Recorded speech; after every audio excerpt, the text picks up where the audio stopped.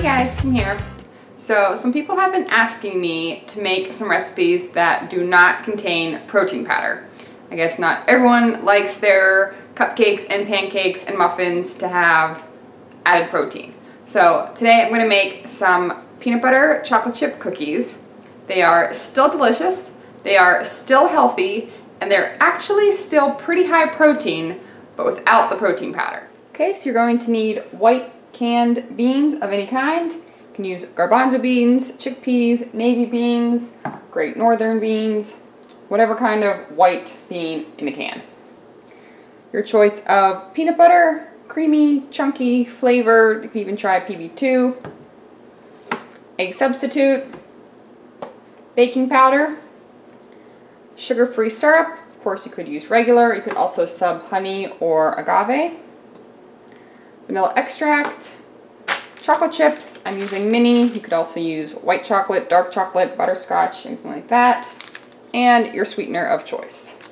Okay, first thing you're going to want to do is drain and rinse your beans, and after you do that and weigh them, you'll notice that the whole can only has 2 servings, which is what we need. You might even be a little bit short, but that's okay. Don't worry about it if you don't have quite the 2 servings. We're going to use a whole can of beans, and we're going to add to that everything else except for the chocolate chips. Put that in there. Got our baking powder and sweetener. I am using 3 packets, so you can always taste the batter a little bit and see if it's sweet enough for you. And then my peanut butter. I'm just using a good old full-fat creamy peanut butter. I said feel free to use chunky, reduced fat, flavored, or even try using PB2. And if you do use PB2, make sure you add the water to it, or else it will definitely be way too dry. So we're going to put the top on there, and just blend this up nice and smooth.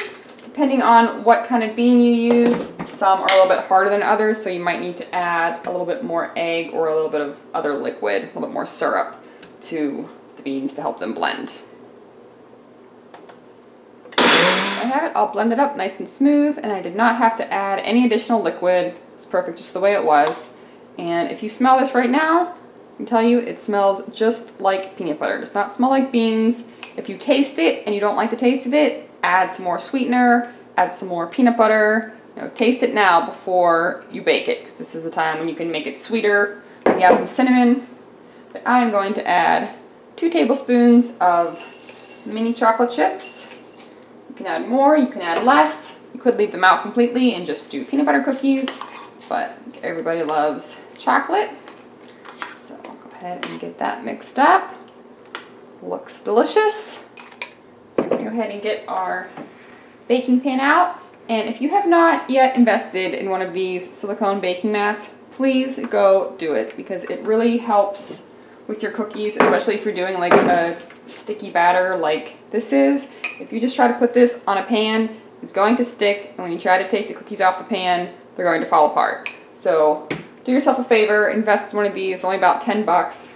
You can use parchment paper if you don't have this, and you could just spray the pan, but I can't guarantee you're going to be able to get the cookies off. So if you are using nonstick spray, use a lot of it.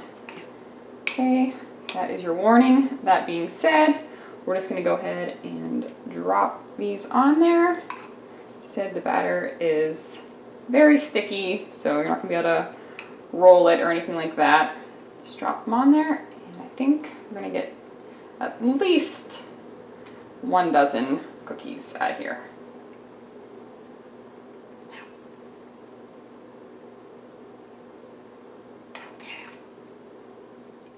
So my house now smells like peanut butter, chocolate, goodness. It does not smell like chickpeas at all. I promise you, it just smells like freshly baked cookies.